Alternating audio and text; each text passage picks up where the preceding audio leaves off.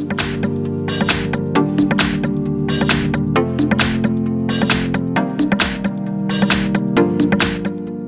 have LENOVO Vibe P1. Let me show you how to check IMEI and serial number on the following device. At the very beginning, let's start by using the home screen. Let's open the phone's dialer.